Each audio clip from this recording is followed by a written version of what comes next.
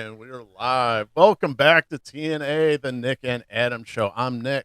And I'm Adam. And what we're talking about today we are talking about what's going on in Hollywood. And today we're going to be talking about Alec Baldwin, Ruby Rose, giving our Dune reviews, the Eternal reviews that are starting to come in, and also what we're reading and what we're watching. Sounds like it's going to be a good show today, Nick. It's good, but we got to start off in Hollywood, and we got to start off, unfortunately, on the negative. We got to talk about what's most relevant right now is probably the Alec Baldwin story. Yeah, this is an absolute tragedy. This is something that should not happen. For those of you who aren't in the know about this, but there was an accidental shooting on the production of the movie Rust. Alec Baldwin was under the impression that he was firing a cold gun. You know, the assistant AD called out cold gun, and that means it's not live. And he aimed, he fired, and he shot and killed the cinematographer. Hala, you got her name right? It is Helena Hutchins. Helena Hutchins, that's right. I got a little tongue-tied there. So, absolute tragedy, and I think it's really easy to point fingers and say, you know, this person's incompetent, or why was she standing where she's or anything like that. But I think the most important thing is that there are two people involved in this. The absolute top of the tragedy, Lena and Alec Baldwin. I mean, he accidentally, for all practical purposes, is all we know right now, he accidentally killed somebody. Right. And she had a family. Had a family, had a kid. And no matter how you feel about Alec Baldwin in the past, because he's got quite the colorful past as far as with just in Hollywood, just with the media, with paparazzi, he's always been very outspoken. But at the end of the day, still just a man who completely and accidentally killed someone.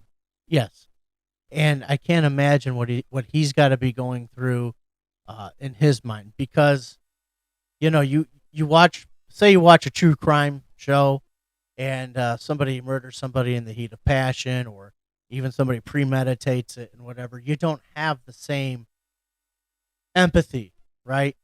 For them, this is something that freak accident, just a freak accident. And both of these people who are connected to them, they're both families, Baldwin families and her family, the Hutchins family. They're never going to be the same again. Well, and the people on set as well, the people that were responsible for the weapons and all that stuff, and all those details are coming out. But we were talking just last night about this. It was such an indie production that you really didn't have quite the professionalism that you would expect from your basic Hollywood production. Right. This would have been one of the productions that didn't get shut down if the strike would have happened. The IATSE strike, if that would have happened, this production would not have got shut down, because they didn't have the usual union workers. I don't understand how you bring a weapon on set like that and not have the proper. I mean, I don't know. Maybe there's not. Maybe they didn't have. Did they have the proper permits? That's something I'd like to know. Is there a proper permit? That's something I'd like to know. Well, and clearly there was things not proper on the set. Exactly. Because from the New York Post, the story by Dana Kennedy, union members walked off Ross set over safety concerns. Text message claims there's this text message, a screenshot of this text message. The entire crew walked off the morning for that exact reason. Last night, we each wrote resignation letters. We cited everything from lack of payment for 3 weeks, taking our hotels away despite asking for them in our deals, lack of COVID safety, and on top of that, poor gun safety, poor on-set safety, period. We wrote this exact issue last night and walked this morning because of it. That's not in any of the papers. They brought in 4 non-union guys to replace us and tried calling the cops on us. Only people that stayed were the DP, Helena, and Reed, the B steady op. She had a kid, man. I can't believe it. There was 2 other incidents of misfires the day before. See, that's right there. That's That's just uncalled for. it's unacceptable Unacceptable. for a professional shoot like that. You know, it's unheard of. Well, I shouldn't say it's unheard of, but in today's modern age, with all the safety regulations that go into being on set into a movie, all the insurance things, there's so many different ways that you have to be set, and they were clearly things were overlooked.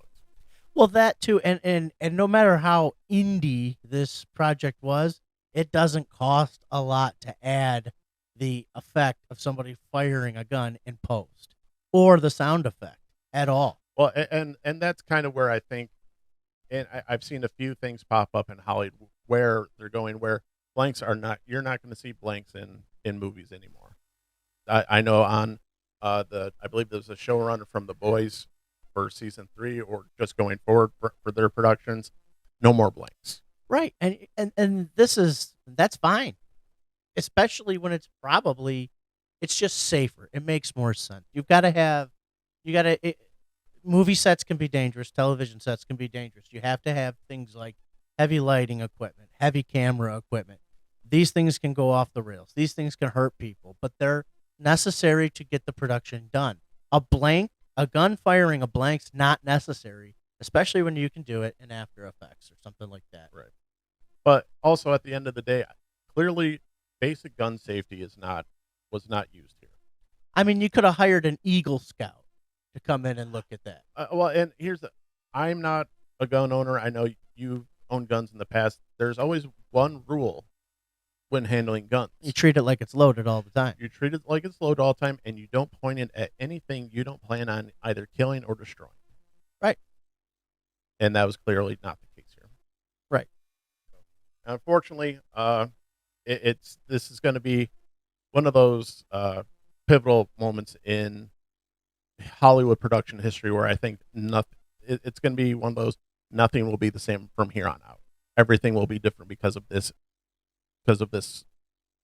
Absolutely. And our hearts go out to the families of the Hutchins family, and whatever Alec Baldwin's going through right now. I can't say I've ever been through anything like that. So my heart's going out to him too. Absolutely. I've said, however you feel about him, still can't imagine.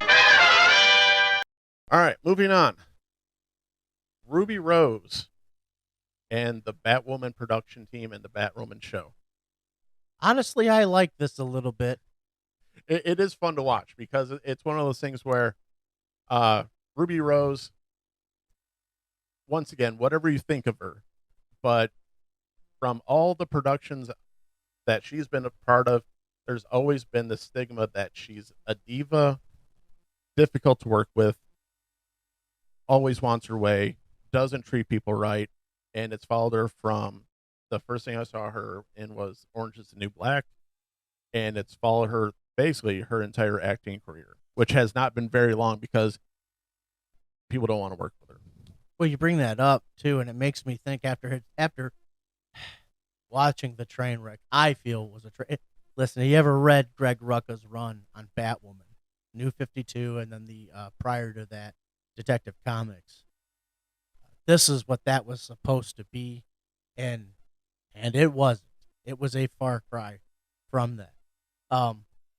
So this is what happens when you try to take an intellectual property that has something like a gay lead, a homosexual lead, and you try to run with it with just that in mind. You don't put in the other ingredients, so to speak, and you don't let that part fall where it needs to fall. It's kind of like having nothing but pepper or nothing but salt. Well, let's see exactly what's going on here. So Ruby Rose doubles down on Batwoman allegations, threatens to sue Greg Berlanti from CW's Batwoman, and she has shared screenshots of emails to her manager in February 2020, in which she said she's having issues on the show. So Ruby Rose only made it one season, the first season of the show, and clearly there had to be red flags because Ruby Rose said she was so close to being done with the series. Uh, the Atmos, I assume the atmosphere, the BS, the investigation, the surgery, because she did get seriously injured during season one, and there was talk of her being rushed back before she was actually healthy. So, I mean, there are legitimate concerns. Uh, but I meant to walk today until I can't get my breath and have a talk with the SAG, Screen Actors Guild, and Greg Berlanti, who's the producer of the show, and just everyone except maybe Carolyn, the showrunner, to work this whole thing out. So it's one of those things where she left her after season one. Clearly, there was issues. She made a comment that she would like to come back, and basically they said, "No, we don't want you back." Isn't it coming out now that she was fired? Well, and that's kind of one of those "I quit, no, you're fired" situations, and so both sides between the Batwoman production and Ruby Rose are basically just hurling insults at each other at this point. And she ended up uh, claiming that actor Doug Ray Scott, and Doug Ray Scott is, He's Mr. Kane. Can't remember his first name, but he's Kate Kane's dad. Kate Kane is Batwoman. For those and of you who don't know. and so she accused Mr. Doug Ray Scott of basically being bad on set towards women. And the studios come out Monday, defended Scott's reputation in the wake of Rose's allegations of misconduct, which Scott refuted last week as defamatory and damaging claims that have led to harassment of the Scottish actor. We condemn the comments made by Ruby Rose about Doug Ray Scott, the TV studio said in the statement to the Times Monday. Warner Brothers has found Mr. Scott to be a consummate professional and never received any allegation to him of bullying or abusive behavior on his part. Mr. Scott was greatly respected, admired by his colleagues, and was later on set. So you have the WB coming, backing up their guy and saying, good guy, have had no issues. But everybody else has come back about Ruby Rose and basically said the complete opposite about her. I'm forced to probably agree with the CW here because, first of all, for the CW verse, I was there at its conception, even before that, with like Smallville and all this kind of stuff. And you never heard anything about Greg Berlanti, except for somebody who was already mixed up in controversy. So, Well, and let's talk about. I was excited about Batwoman when it was first announced. yeah, I was too. I read the Greg Rucker run. I mean, and it wasn't that. That show was it was just not. It wasn't the first season of Arrow. I'll tell you that. Well, I was excited because most of my experience through Batwoman was through the animated movies. Okay, yeah. Was that Bad Blood? Bad Blood, yeah. Bad Blood was the one where that was really focused on Kate Kane. I was really intrigued. I was like, interesting character, part of the LGBTQ community, and just seemed to be a solid character. Yeah. And as a matter of fact, very solid character. Right. Kate Kane is a lot like Bruce Wayne. I don't remember them ever making them cousins though in the comic. So I'm not sure that that's a thing. If they are, then they're cousins through his mother, Martha. Why did you say that name? But anyway, she's just as driven as Bruce Wayne was. She went to West Point. They got that part right. She was kicked out under Don't Ask, Don't Tell. She floundered. She floundered around. She kind of became like a recluse in Gotham City. You know, even though she's a badass fighter, found herself in a situation. It's in the animated stuff where she couldn't defend herself. Maybe she was too drunk. Batman came out of nowhere, and then she had an epiphany that anybody could be Batman. There could be anybody under that suit, and that really, like, a gender didn't really matter. So she just happened to be a Batwoman. right? Her father then, at that point, she tells him what she wants to do. And he supports her and sends her off for whatever, the 7 years that Bruce Wayne went off for too. The same exact type of thing into this brutal training. And when she was done, she came back as Batwoman. She became the Batwoman. And like her dad was like her Alfred. There was no crows. There was no, oh, I'm going to take the Batwoman down and all this kind of stuff. There was none of that crap. You know, if anything, it was like Batman not knowing who she was, and maybe she shouldn't be in his territory, but he's going to kind of check it out. And she did use guns. No, but that's not what happened in season 1 or the show at all. No, not at all. Totally. They got the costume perfect. Right. Just ask Ruby Rose, because, and that's where the red flags really started. Was, oh, the bat suit's great, but it won't be perfect until, once it's tailored to a woman. And then that was cringe, eye roll, and I said, oh no, this is not what I think it's going to be. I don't think it's going to be, like I said, in the Arrowverse where, hey, we're going to hit the ground running very in line with the comics. No, we're going to go right for the intersectional politics, and we're going to play the game. Last week we talked about Venom, right? And if you remember, I've always said that the first Venom movie, and I say this about the second one too, is that it's not that they're bad movies, right? But they don't feel like they were made today. Right. Okay. After seeing an Avengers, after seeing a movie like The Dark Knight, they don't feel like they feel like they were made like between 2002 and 2005. This, with their approach, feels like it was made in the 90s. Almost like Birds of Prey. The first Birds of Prey. Right. And I just don't understand how you could still write that way and not, after you have all these successes, but the CW verse, the Berlanti verse, does this. Right. I mean, Titans is a Berlanti verse show. And look where it steered into season 3. Right. Arrow, season 4. It never recovered from that. Right. I mean, and The Flash. I quit watching The Flash a long time ago. I'm surprised it's still on. Yeah, that's one of those. Oh, who's faster? Oh, this guy's faster. No, this guy's faster. Oh no, I was like, okay, Oh, and Barry's changing the timeline again. Oh, Barry, don't change the timeline. I'm gonna do it. Right. Like, I'm gonna do it. Oh, gee. Okay. I'm good.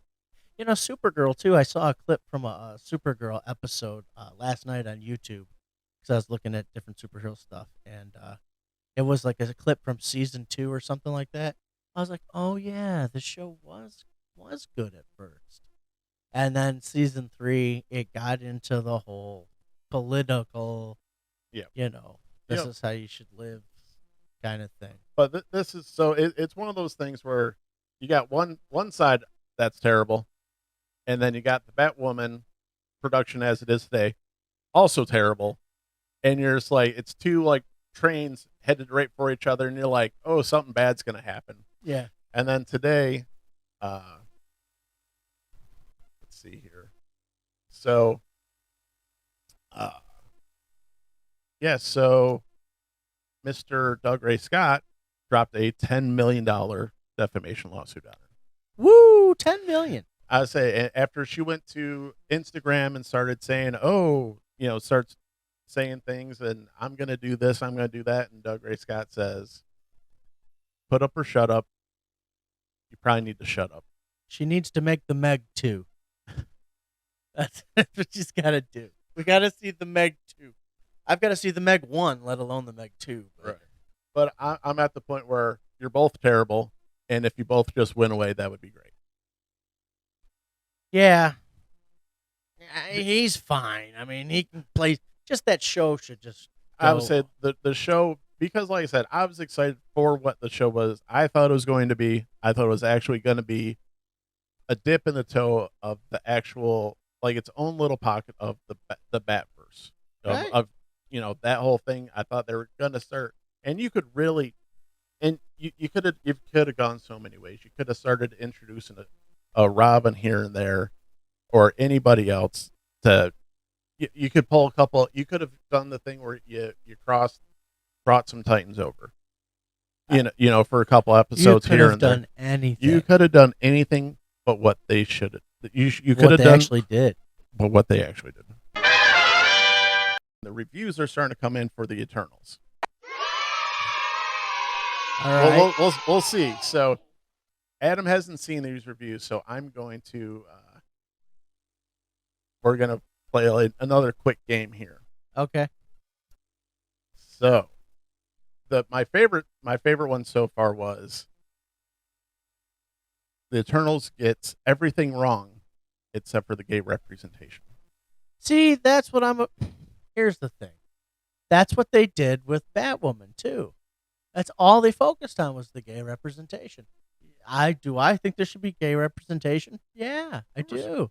But I don't think that should be the story, especially if they're talking about Galactus coming and eating the planet, which I don't know. I've heard speculation. I'm serious. I've heard speculation that Galactus, this might be the first appearance of Galactus and everything like that. And let's go out on a limb here and say they make Galactus a gay character. Or let's say they race swap Galactus and make him a Asian character. You better not care about that because he's going to eat your planet. Right. Either way. So. All right. Another one here. Johnny Olensky from New York Post top critic. Seriously, what a snooze fest. Fresh off winning the Best Director Oscar for Nomadland, Chloe Zhao has upchucked one of the MCU's worst movie in ages. And that gets to one of my concerns is I think you're kind of set up for failure when you're given 10 main characters to introduce, give them stories, give them each enough screen time for people to care about each one. Oh, and then, by the way, still make a compelling story, still make a good-looking story, a complete story, and not have the movie be a bloated mess of, 3 hours. Now, the runtime for this is 2 hours, 37 minutes, 2.5 hours, which is still... That's pretty long for a Marvel movie. It's pretty long for most movies, but you can make it work. There's been movies where, I know you didn't see it, but Dr. Sleep is in the range of 2.5 hours. It probably should be. But it moves so well. It's one of those you don't realize you've been there for that long. But Snyder Cut. Well, Snyder Cut, that took my wife and I out 3 days to watch. Oh, really? I watched it in one sitting, man. Yeah, my wife was not down for the 4-hour version. Okay. But let's get another one. Well, I want to comment on that. So the movie does call itself out though in the trailer. When a character asks, "Well, why didn't you help with Thanos?" You know what I mean? That has been the number one critique that. But the fact that the movie itself calls itself out in the trailer like that makes me go, okay, I'm listening. Right. I'm listening. You've got my attention. So if for nothing else. But where were you when Thanos? You got 2.5 hours and 7 minutes to explain yourself because there was a snap. Right. There was a snap in our world and a blip in theirs. Right. So, but another one. Perry Nemiroff. Oh, Perry. I know Perry. I don't know her. She's a YouTuber. Yeah, I don't know Perry Nemiroff, but she's great. So the weight of complicated exposition weakens the energy of Eternals a little too often. It is at best when focus is on the Eternals recreating their family, the humor of it, and the passion when they fight for each other and the things they love. So, gave it a rotten score. So another one. What'd she give it? It doesn't say. It's just either rotten or not, and she gave it a rotten. Is rotten a good thing? No, rotten's not because this is rotten. Rotten Tomatoes. I'm sorry, we're going off Rotten Tomatoes. I all right, like I said, I don't know Perry Nemiroff, but I'm very familiar with her work. Mm-hmm. I know where she started, and I kind of saw her grow up, kind of like into the position she is now. Right. So, if you don't have Perry Nemiroff saying that this is a good movie because she's very objective, Well, and you I- kind I'll- of lost Walter Cronkite right there. right, and so she gave it a 2.5, 2.5 out of 5. Before the Vietnam War ended, when Walter Cronkite said, this is a bad idea, Right, like the government knew they lost Cronkite, you lost the country. and then you lost the people. So you kind of lost Cronkite with that one. That makes me almost like say, is this going to be streamable? Because I don't want to pay. No, but we've both made the decision. We're gonna go see it. Well, yeah, I'm going to see it for the show for you. for you guys. Another one, At Once Bloated and Rushed. Eternal suffers from the frequent lurches in tempo that dispel its occasional moments of tranquil thoughtfulness. It's a lot of big words for a comic book movie. Say what? What you talking about, Willis? That's Jake Cole from Slant Magazine. Okay. Let's get one of the good tomatoes here. So A good tomato. a good tomato, a nice ripe tomato for you. So Marvel films go down easy for me, but none of them wear well on repeated viewing. Thanks, Kenneth Moreland, for one more film blog. Marvel's Eternals boast a keen directing eye with beautiful shots, strong performances throughout, but an inconsistent tone Sucker punch. and being prevented from being amongst the MCU's best. That was Shiraz Baruchwai. Sounds like this is Marvel's Sucker Punch. Remember that movie? I do. That's a beautiful movie. Right. Looks gorgeous. That's yes, because that's Doesn't it make a lot of looks gorgeous, sense. Does make a lot of sense, and if you think too deeply on it, kind of creepy because of all the girls in It's those outfits very creepy and But- sad. and sad and lots of things, but visually stunning. Shiraz Baruchwai from Comic Book Debates. Say he gave that a 3 out of 5. Let's see what a 7.5 out of 10 from Austin Berg from the Flick Fan Nation.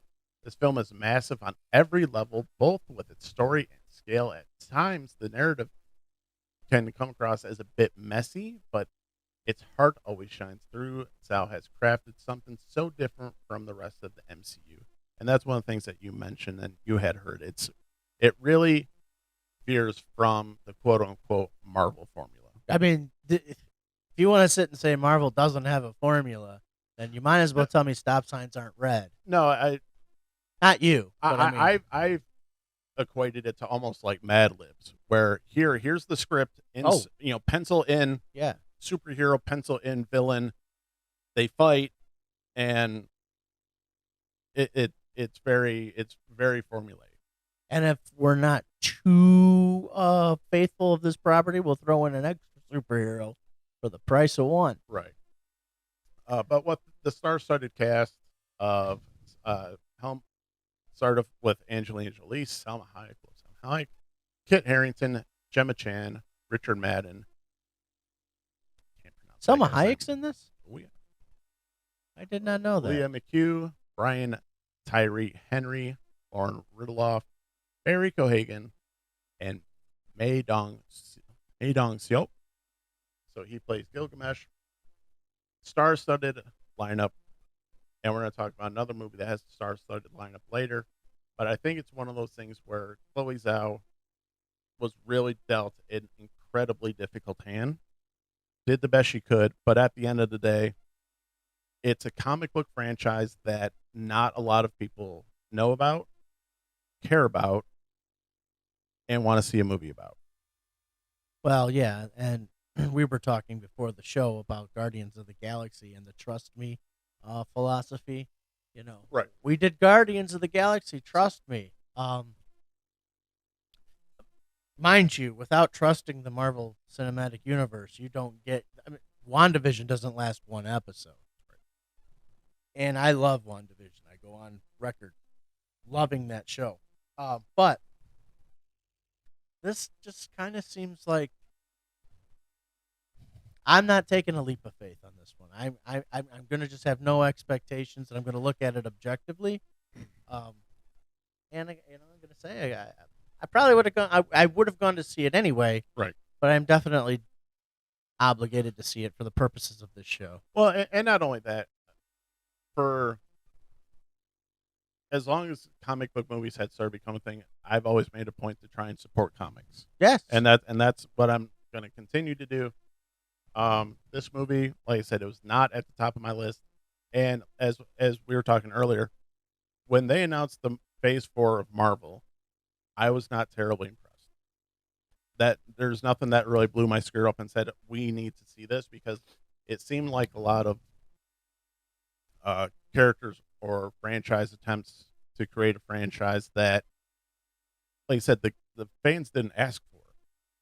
With the first few phases, you had your Iron Man, you had Captain America, you had Thor, you had the Hulk, you have all these characters that, for the most part, your average normie, if you want to, Knows who they are. knows who they are, knows who Captain America, knows who Thor is. They're part of American pop culture. Right. Now, this is where I don't understand Phase 4. 2019, you already own Fox, if not 2018. Then you get COVID, right? And that comes in and it shut things down, but you can still work from home. So this is what scares me. Is there no plan for the X-Men? Is there no plan for the Fantastic Four? I mean, Fantastic Four are literally the first family of Marvel Comics. Okay? It is ridiculous that we haven't gotten a good...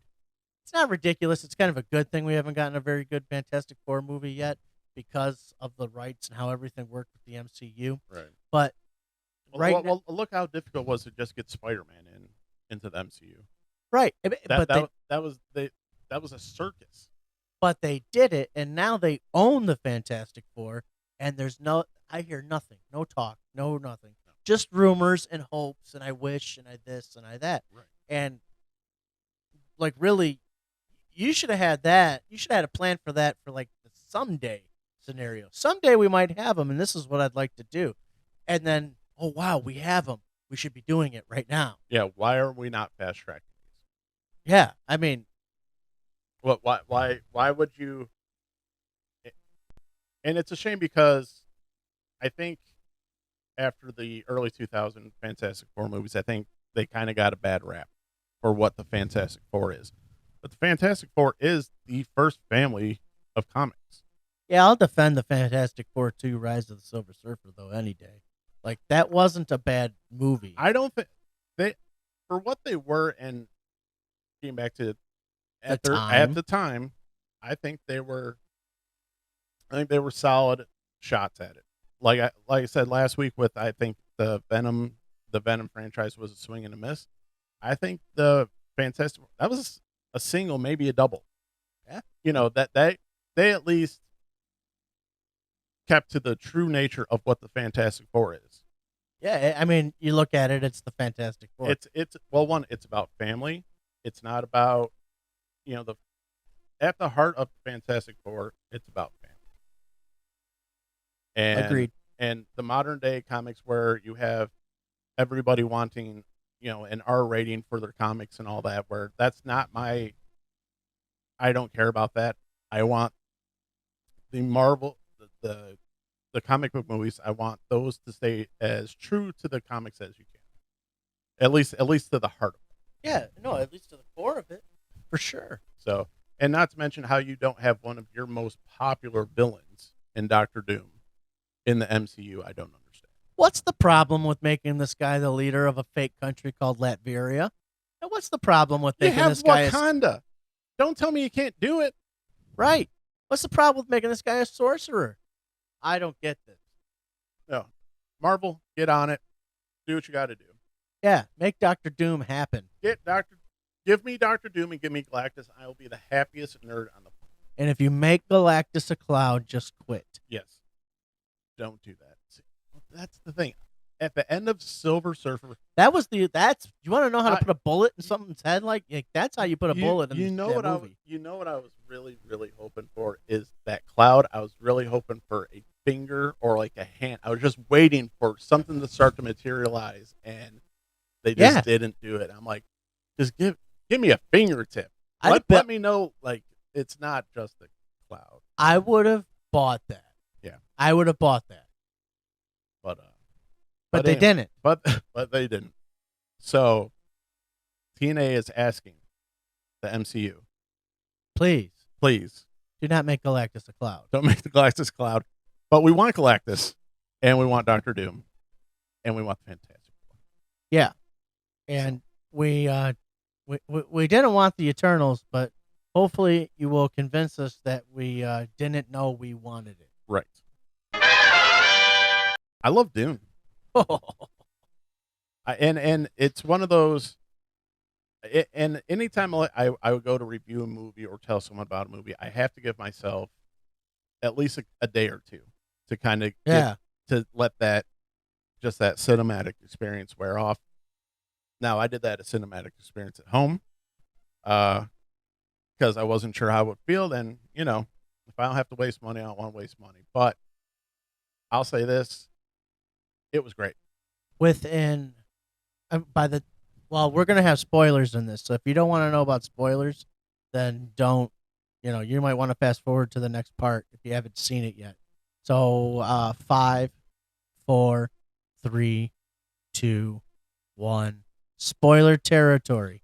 Okay, so by the time that Oscar Isaac's character dies, I am so involved with this family that I'm hurt. And I'm seeing what they're trying to build. I know this guy's dream. He's trying to go to this world where these people have been oppressed. He's trying to lift them up, lift his family up, and he's trying to do something good for the universe, and they kill him for it. Well, and let's back up just a little bit. So the Atreides family, headed up by Oscar Isaac, they get sent to Aquaries. No. I see. I'm not a Dune connoisseur. So Arrakis.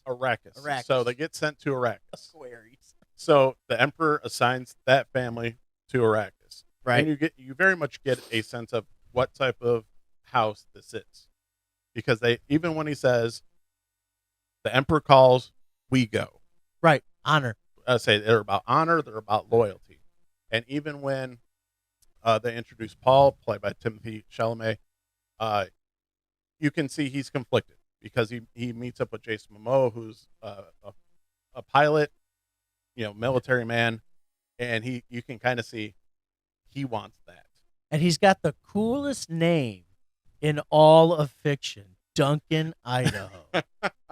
It's funny because he kind of got roasted on Twitter for that. I saw some of those. Why? They're like, "What was Kenny, Nebraska not taken?" Oh, God. Right. But leave it to Twitter. But Timothée Chalamet's character, Paul is destined for a life in politics. Yes. He is destined to take over for his father one day, and he's at that point where he's clearly young.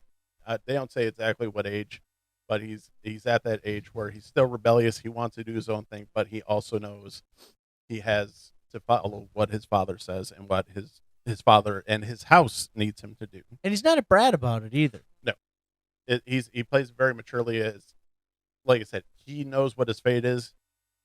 He's just one of those. Yeah, I wish I could be a pilot. And even his father goes, "Yeah, I want to be a pilot too." Yeah, and they actually, between Oscar Isaac and Timothée Chalamet, they really have some very nice father-son moments. Awesome chemistry. And just awesome, excellent father-son moments where, you don't see that very much in modern-day stories in cinema, where you have a strong, not overly masculine Oscar. And I said this last time, I really like Oscar Isaac as an actor. He plays the character of Atreides very mature, but yet smart, charismatic, loving, doting on his kid, where he's just like, I know you don't want a life in politics. I didn't want a life in politics either, but you're going to find your own way. And if you don't, you're my son. I love you. Yeah, you did everything I needed you to do, and that was be my son. Yes. And it's such a nice moment. And that you get a nice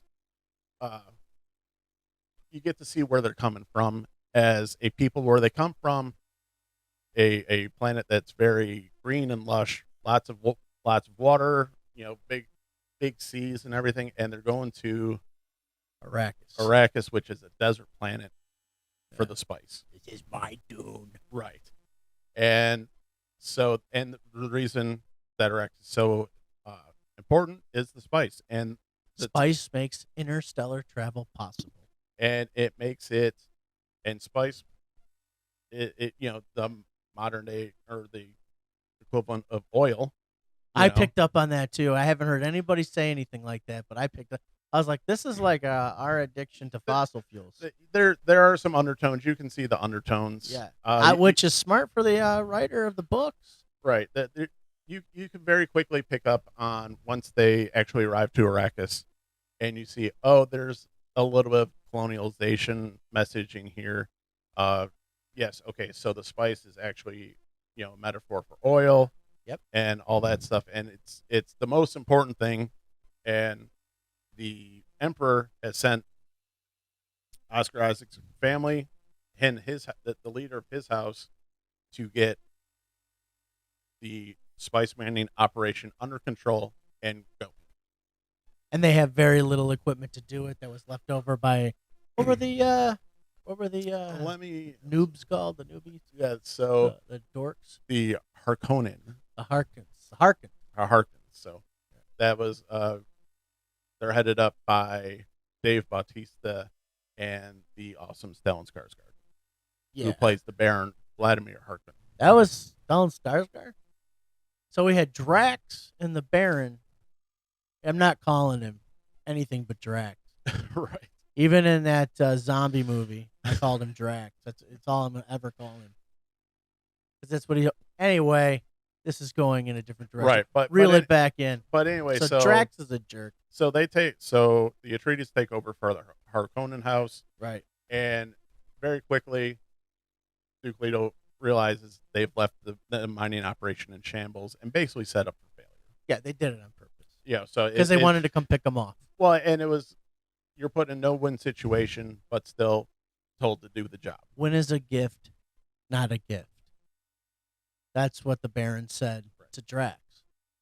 Basically, the Emperor must have had some kind of beef with this guy's family, and that's why he put him there, because he knew the Harkons were going to do that. Yeah, well, and later on you realize the Emperor gives them legions to go take out the Atreides family. Yeah. So and mind you, we don't know who the Emperor is yet. We just know that the Atreides family's been set up for failure, and once the Harkons come with the soldiers, it's a very swift battle. And when we got to the end of the third act, and Paul had defeated the local guy, say Jameis. That was his name, Jameis? Yep. When he defeated Jameis. Which is that's such a good scene. Oh, I know. And his mother's like, you have to get him off world. And he's like, no, basically my destiny's in the desert. Yep. This is where we're going to go. So when you saw him start to speak like that, and he realized what he was, who he was, he came into his like, he came into his own. How could you not feel anything but inspired? Yeah. No, and like I said, shocker, I didn't read the books. So I don't know the ins and outs of the Dune universe, and I don't know if there's a word for it or a term for it, but there's a way in which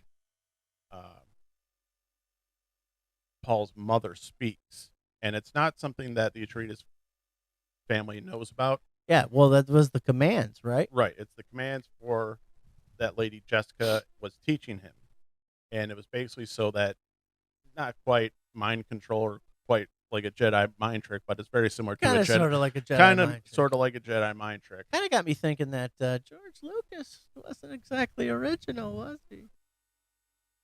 I'm just kidding. I say there, as many people have said, there's no such thing as an original idea, but no, there's not. I love you, George Lucas. I really do. But you can see where certain things like, maybe did he take that? Maybe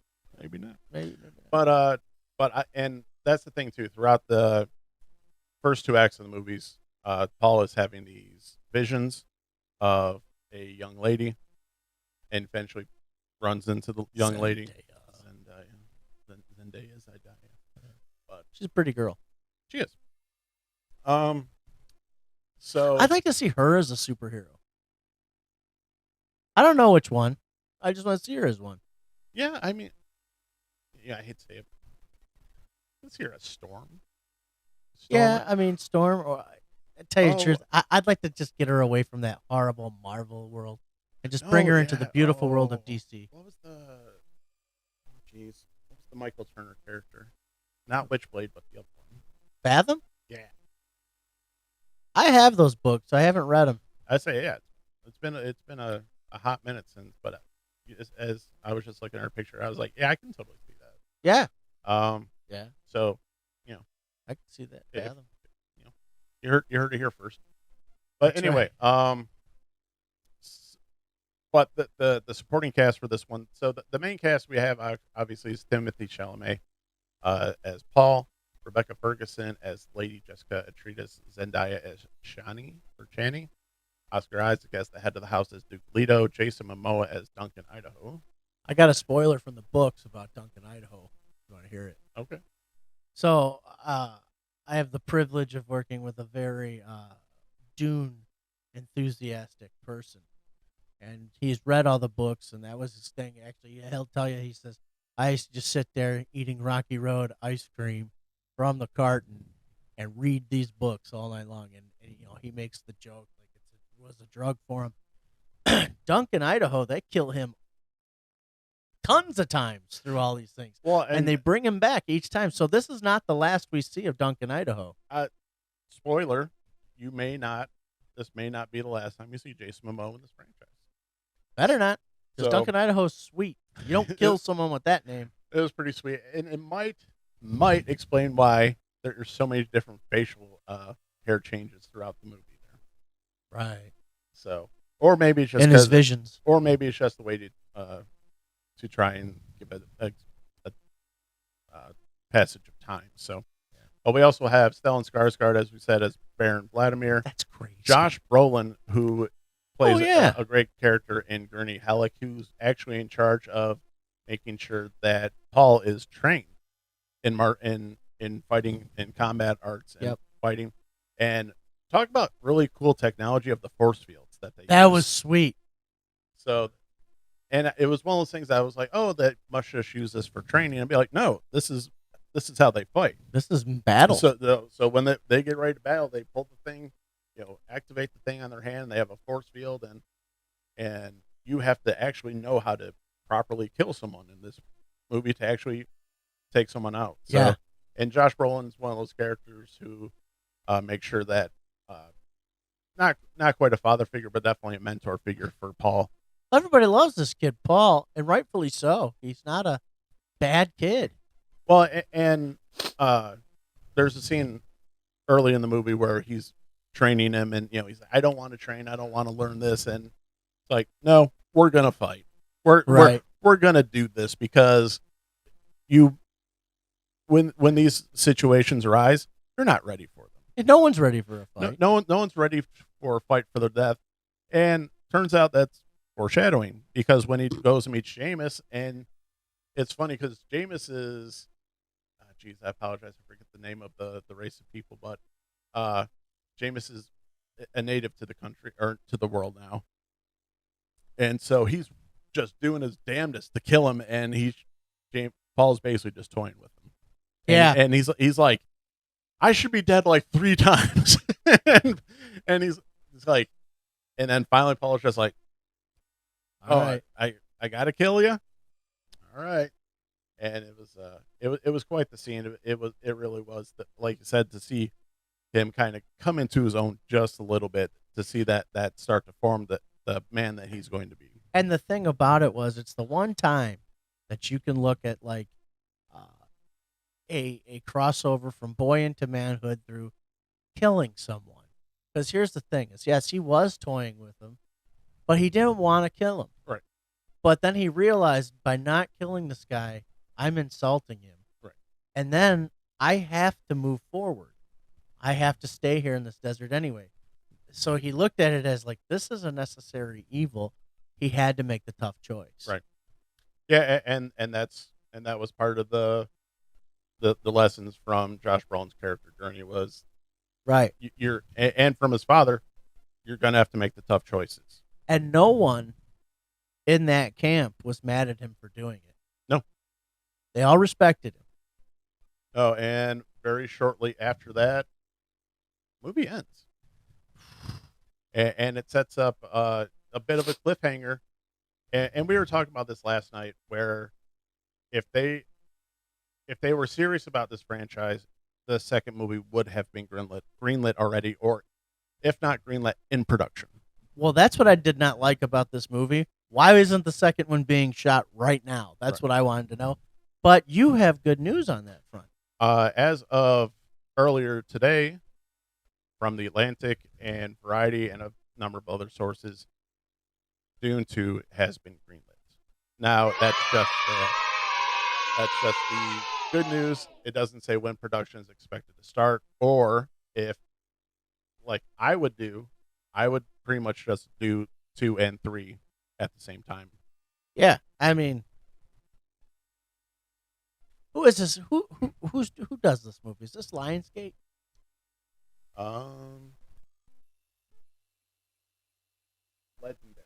Legendary. Which is a subsidiary of Warner Brothers, isn't it? Correct. Yes, because it's on HBO Max, which is part of the issue because of so many dealings going on. Discovery, right, has bought, and for those of you who don't know, Discovery bought Warner Brothers studios from AT&T. AT&T still owns them, but not much longer. Right. So, but like I said, no news as to when Dune 2 is expected to go in production, let alone be released. But it's greenlit. It'll be in production by spring. Oh, it's one of those where, I beg of you, Legendary, if you go now. Yeah, and shoot shoot part 2 and part 3 together. Don't. Might as well go back to back, because Yeah, I mean, this is not and this is the thing about Dune. Dune has always been, at least my experience, it's a science fiction fans, like, this is deep science fiction. right. This is like Thinking Man's science fiction. This is not Marvel Universe type of crowd. This is not you're gonna catch a bunch of normies. No, these movies are for you. Really have to be a fan of science fiction. I mean, you have to be just ready to leave this world in all its facets and get lost. Right. And that's what I did when I saw it. Well, and that's one of the things, because I know I think we mentioned before, or last episode, was I didn't care for the first one in the 80s. Well, I never saw it, but it didn't. Anything I did see from it, I was always like, yeah, stupid. I always heard, oh, it's great, and I tried to watch it, and I could just never get into it. But one of the things I've really appreciated, especially in as you actually get into stories and actually analyze stories, like as a fan of science fiction, is the world building. And I think they did an amazing job of world building, where like you said, I want to go there. I feel like I'm in this place, and not only that, I want to know more. Right. I want to know, what are these giant sandworms? Why are they? Where are they from? Once you get the blue eyes, you can't leave that planet. Yeah, You'll die.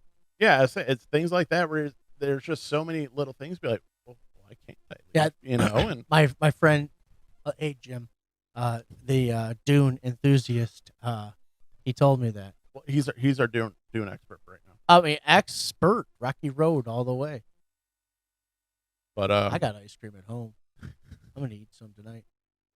Not that I need to. But this movie was it was a true joy to watch for the first time, because we've been pretty bare, obviously, with the pandemic going on, a lot of things getting shifted around, pushed around, and it was just so refreshing to see just a true vision of a movie come together that is stunning. I know certain people say that the acting is not top notch. Certain things I'll disagree with you on, but as much as I care about world building, I care about characters and character Who said building. the acting wasn't top notch? Just go The internet. the internet. Because the internet's always right. But if you get me to be invested in the characters, and what they say, love covers a multitude of sins. If I love the characters, and hey, I'll overlook this plot hole or this thing, I'm invested. Yeah. I'm invested as to Paul's journey, Lady Jessica's journey, because they have some flash forward pics and some things where I'm like, ooh, how does she get there? And then obviously the relationship with Paul and Zendaya's character Chani. And if our Jim, our Dune expert, is correct, can't wait to see Jason Momoa's character again. So, Oh, I know. I everything you just said times 1,000. I agree. Right now, I mean, I saw the movie Saturday at the theater. I'm gonna watch it again at home. it's funny. It's funny you say that. So I watched it at home, and then, anytime there's a big movie, I have to clear with my wife. I was like, "Hey, do you mind if I watch this?" She's like, "I have zero interest." Okay. And then after I watched it, I was like, "We are going to go see this on the biggest screen we can find." So we're swapping places So here. so we're basically swapping, but Yeah. You saw it at home. I saw it at the theater. Now I'm gonna see it at home. You say, yeah, that's pretty good. But you coined this phrase actually.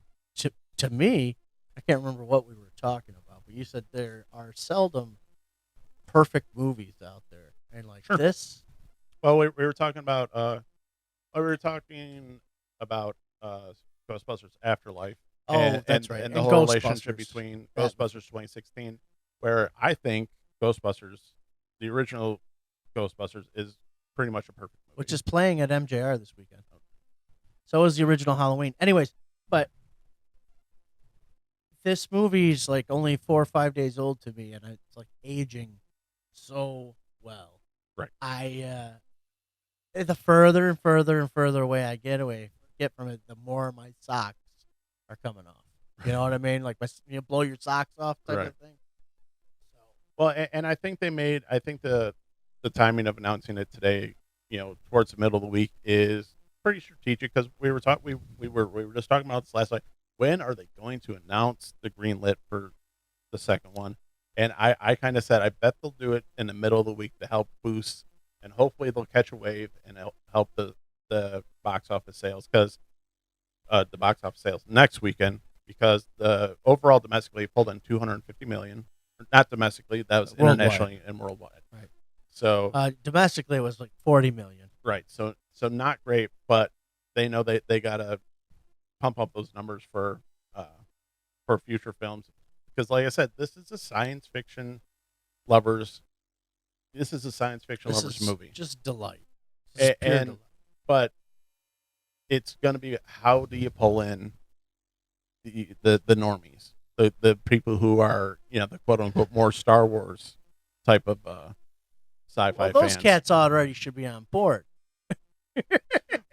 But If you're a Star Wars fan, where are you? well, and it's one of those things, because there's different types of science fiction fans, right? I know. Because Star Wars is kind of basic, sci-fi almost, along the lines of like the Marvel movies. It's like saying, yeah, I'm a comic book fan, I like the Marvel movies. Be like, oh, Right. Yeah. now, but if you say I'm a OG, Star Trek fan, be like, that's a different animal. You have to be a different type of sci-fi fan to enjoy Star Trek and things like that. They're just different beasts. Yeah, especially like if you tell me you like and I do like Star Trek: The Next Generation, but if you tell me you like Star Trek: The Next Generation, but then you're like, I don't really care for the original, I kind of like, what? You don't know what you're talking about, Right? So yeah, I get it. I get what you're saying. I get what you're So that's my only concern, is obviously the sci-fi fans, they're hooked. How do you hook the not Star The This- not the not the not so's. The Yeah. not so. the not so sci-fi fans. So, Yeah. but anyway, it's definitely getting the stamp Free of approval. popcorn Free popcorn for all, but you have to come see this and a bag of spice. movie. The blue eyes come later. So That'd this be dope. this is getting the stamp of approval from me. Stamp. Stamped. All right. What are we reading? Well, that's all changing this week. Last week, I wasn't expecting this question, and I only had comic book in front of my head, so I'm like nothing. Not reading anything. Well, that's not true. I since spring and through now, I've been reading the Vampire Chronicles by Anne Rice. And I've gotten through 3 books. I'm on the 4th one, but I said, where are the first few? the first one's Interview with a Vampire. The second one's The Vampire Lestat, and the third one is Queen of the Damned. The 4th one is Tale of the Body Thief.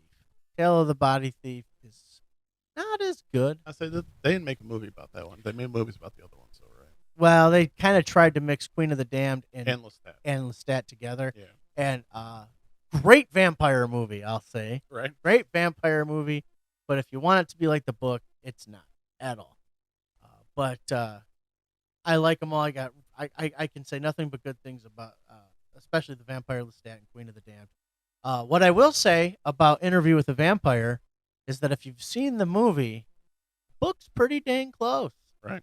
It's really close. It just leaves out a few little things here and there that kind of don't really matter. And then changes some things for theatrical presentation. But I have Audible, and I do listen to a lot of books because of the time that I don't have in my life. So I'm putting down Tale of the Body Thief, and I'm picking up Dune. I've got 2 credits. I got 2 credits ready to go, and I'm picking up Dune, and I'm going by the by Jim, the connoisseur there of Dune, and I'm not going to start with any prequels. Start with the very first Dune book ever written. How long is that one got to be? I don't care. I need more. I need more, and I'm not watching the old movie. Right. No, I'm not going to do it. Not because, okay, and first, let me be very clear. David Lynch is a genius. Right. Okay? And I'm sure this movie's really good, but this wasn't my gateway drug into the Dune world. Right. This movie is, and this is where this is going to be my gateway into the books. I don't really want to compare anything else. This is what I want it to be, because essentially they're both kind of supposed to be the same movie, only one's got more information in it. Okay, so I think I made my point. Yeah, and I was listening to some other guys talk about Dune earlier on YouTube, and they were basically, the first movie was basically just the prologue. Wow. So it's one of those where I think and you're gonna have to ask Jim that things are gonna pick up, and I'm very excited that that Dune got greenlit. So He stood there this morning at work. He's like, and there's just so much more, Right. much more. Well, and it is its own universe that Frank Herbert has created. So. He told me, he said, the baby in Jessica's womb is a badass. Right. And he's like, and you're like, I'm like, what? What baby? And he goes, and he says her name, and I don't even know what her name was, but he's like, she's at this high, and he's like saying like the height of a child. She will kill you, and he's like, there's just so much more, Right. so much, and I'm like, oh man, I gotta Audible. Yeah, You know what I mean? It's like, and once I get started with that, it's a good chance I might lose my job, because I might just like lock myself in a closet with some Coke Zero and some pizza. Well, that's when you just be like, what's that in your ear? Be like, nothing. I know, right? Just, Nothing at all. just some Bluetooth No, headphones. but I mean, I can't wait. I can't wait to start these books. Very excited. So, but what I read since last time was King Spawn, #1. Been a while since I actually picked up a Spawn book. I was very happy with that, though. Talks about the cult of the Psalm 23 cult. Psalm 23. Psalm 23, I believe. So. Like, as I walk through the valley of the shadow of death psalm? I think so. Let me check. But yeah, I shall that fear was- no evil, for thou art with me. Thy Yeah. rod and thy staff, they comfort me. Yeah, and as in most things in today's world, if you're a Christian, you can't take things too harshly, or else you're just not gonna. And I'll tell you you're what, just not gonna make it. if you're not a Christian and you read the book of Proverbs, you can't discredit the wisdom that's in that book. That's all I'll say about No, that. and that's 100% correct. I've heard, people like, oh, it's such an old book, like, blah blah blah. It doesn't. It's not important anymore. I was like, you clearly haven't read it. Oh, I mean, my So- grandmother was 88 years old when she died, 83 years old when she died, and she still made the best rice pudding in the world. So, if an 83-year-old woman can still make the best rice pudding in the world, 1,000-year-old book, which is more than that now, can give you some really good advice. Okay. All right, sorry. It was Psalms 137. Psalm Okay. 137. Ooh, just called me out. I don't know that one. Yeah. Well, I mean, Psalms is pretty long. Yeah. But anyway, It just means I'm so- not as wise. as I thought yeah. it So was. it starts off basically. He blows up a daycare. Spawn? Not Spawn. Ooh. But one of the guys from the cult of Psalm 137. Oh, wow.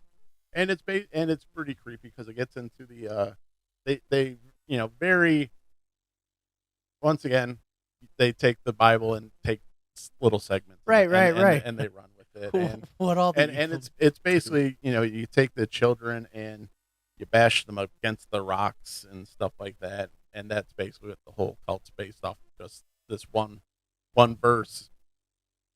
And yeah, it's once again, if you're a Christian and you try and do anything in the mainstream media, just take it with a grain of salt, because if you can't be offended over every little thing that or else you're just not going to make it. So Well, you can, or you can, but you'll be upset most of the time. That sounds interesting. no, it's So, great. is this Al Simmons Spawn though? I believe so. Okay. Yeah, What for- about all these other spawns that are coming out? I mean, there's a she spawn. there is a she spawn? Well, it's one of the action figures that just Oh, dropped okay. this week. Yeah. Yeah, I don't know. Well, that's the thing. So one of the things I picked up, I was very happy, and actually, this is something we're going to be talking about more. I was able to get the Gunslinger Spawn, and I'm not going to crack this guy open until I get my issue of Gunslinger Spawn #1, which obviously has more of a take on the Old West, and I'm not sure. I'm going to assume it's not Al Simmons. So it's Spawn, probably not but, Al Simmons. Yeah. but we're gonna find out. But that's one of the things that Todd McFarlane's really making an effort to do, is really, really expand his universe. And It's his baby, as he well, should. yeah, I say it. Todd McFarlane is outselling most Marvel and DC titles by himself, Right now? Yeah. He is? Good. and it's in some cases it's not even close. So while Marvel and DC want to play, pander to certain groups, Todd just worry about making good stories. A good story. And good art, which is my favorite part. I've always been, into the art. So, and if you can give me a good story to go along with it, I'm happy as can be. So, But what are we watching? You first. all right. So with Netflix is supposed to be having premiere, I believe, in November, their live action version of Cowboy Bebop. So Cowboy Bebop, if you don't know, is the anime classic from the late 90s that follows the crew of the Bebop, and they put out the animated version out just last week, so I've been getting down on that, and it's one of those probably shouldn't have done that, because you're gonna go, here's this big fat juicy steak that is Cowboy Bebop, because Cowboy Bebop is, by all accounts, it's classic anime. It's one of the best ones that's ever been done.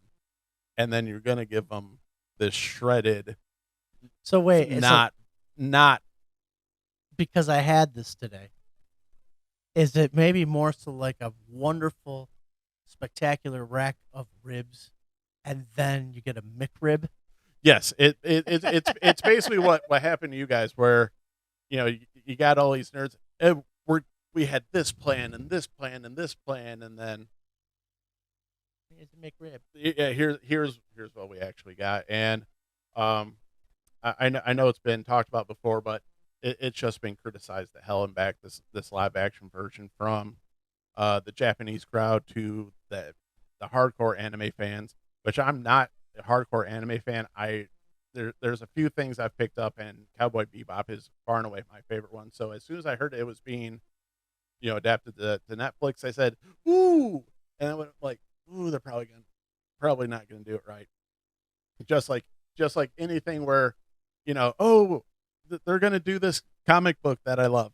Ooh, they're probably not gonna do this right. So, I'm a huge Cowboy Bebop fan. I got just it's pretty much down to a wing and a prayer that they're gonna get it right. Is this a series it's going to be or a movie? It's supposed to be a series, because the original That's better news. yeah, the original Cowboy Bebop was a series, and then they did put out a movie later, I think, and then they had a series of comic books afterwards. But the core TV series, it's one of those things. You don't mess with, and Netflix is we're gonna mess all over it.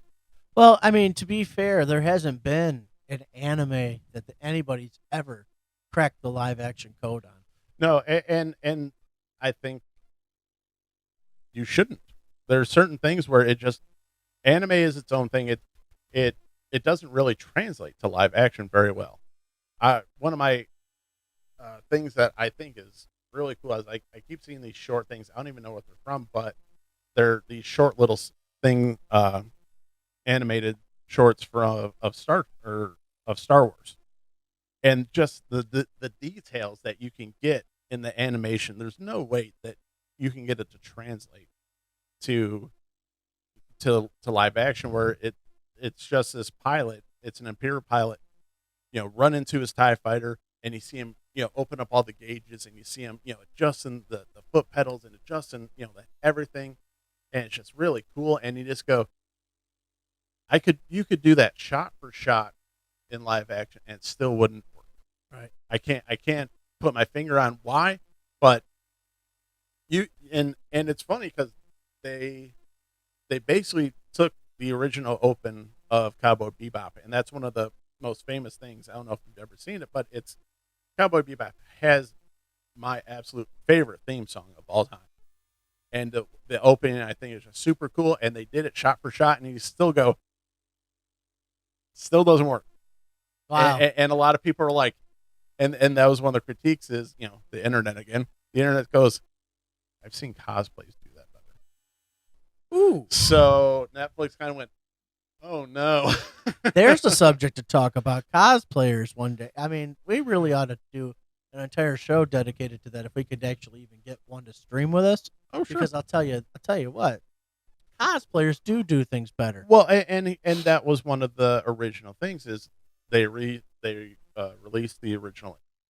first images of the characters, and the lady that's playing Danielle Pineda, she's playing Val. Val's costume in cosplay and in anime is classic. It's a classic look. They did not do that for the TV show. And so Danielle Pineda, it's been done over and over on YouTube, but she basically came out and said, yeah, well, I couldn't do it. And she got very snarky with the fans and started attacking the fans because that's what you do. Yeah, because the show that hasn't even come out yet, it's still months away. Let's start attacking fans because that works out well. But basically, yeah, well, I'm sorry that my body isn't like this and it's not that. And it's just like, that's not what we're asking. We just ask that you at least give a damn and try. And you had a whole bunch of cosplayers saying, oh, you mean do this? And show, not only can the cosplays do it, they do it better than you. Yeah. And they they have more passion than you. Right.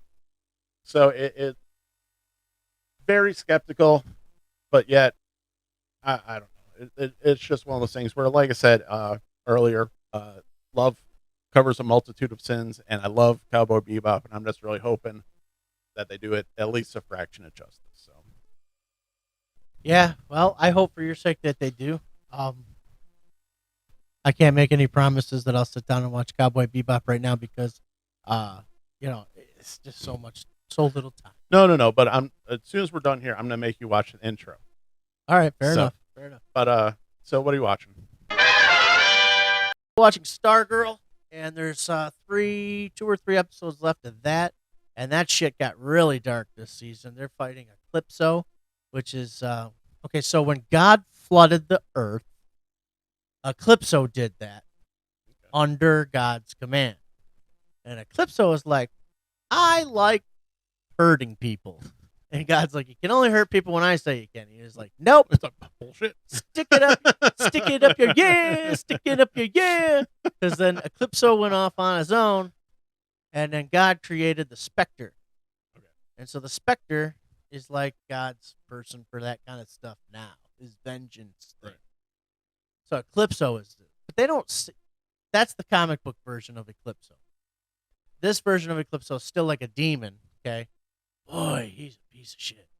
I mean, he is a piece of shit.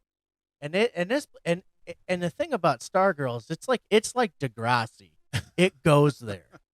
like the things that you don't think that they'll do it. I mean, I remember in the first season watching it, they killed a kid. I was like, what the hell? It's just a kid. But they killed a kid and they dealt with it very well. They deal with some very adult themes, and then they still find a way to make it a little poppy. You know what I mean? Because it is Stargirl, but it is by far the best show in the Berlanti-verse right now, and possibly the best one the Berlanti-verse will ever produce. The exception of maybe Doom Patrol. Yeah, the Berlanti-verse, it started off strong with Arrow. Arrow started off strong. Flash started off strong, and then Supergirl was strong. Seasons 1 and 2. Well, and then they did the whole crossover thing. That was cool, and then it really petered out pretty quickly. Yeah. So, but I can't say enough good things about Stargirl season 2. So check it out. Yeah, watch it from the beginning, man. Watch it from the beginning. I'll say, and that's on HBO Max. The first season's on HBO Max. Season 2, you can stream every episode on the CW app. So you got to deal with commercials for that. But First world problems. Yeah, first world problems for sure. You'll